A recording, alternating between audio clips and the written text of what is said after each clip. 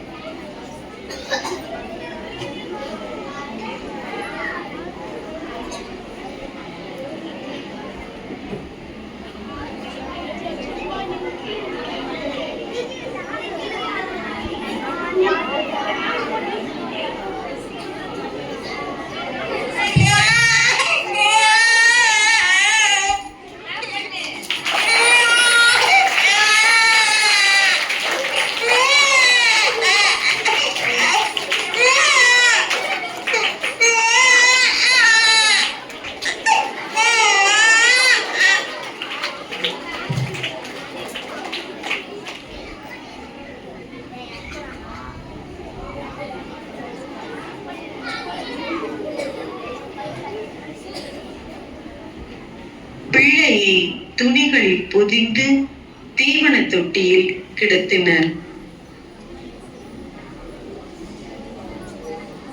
வானதூதர்கள் அவர்களை விட்டு விண்ணகம் சென்ற பின்பு இடையர்கள், வாருங்கள், நாம் பெத்லகேமுக்கு போய் ஆண்டவர் நமக்கு அறிவித்திருக்கின்ற நிகழ்ச்சியை பார்ப்போம் என்று சொல்லிக் கொண்டு தீவன தொட்டியில் கிடத்தியிருந்த குழந்தையை கண்டார்கள்.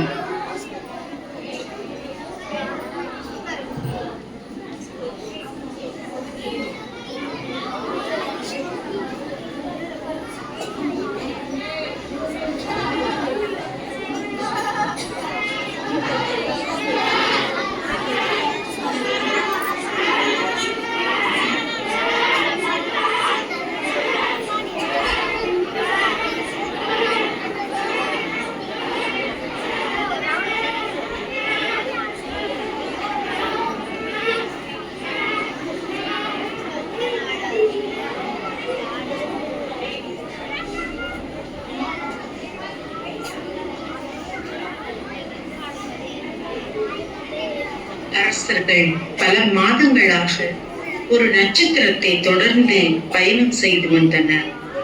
அவர்கள் ஞானிகள் என்பதால் அதன் காரணத்தை அறிந்து இருந்தனர். கிழக்கிலிருந்தே ஞானிகள் எருசலேமுக்கு வந்து, யூதர்களின் அரசராக பிறந்திருக்கிறவர் எங்கே? அவரது விண்மீன் எழக் கண்டோம், அவரை வணங்க வந்திருக்கின்றோம் என்றனர்.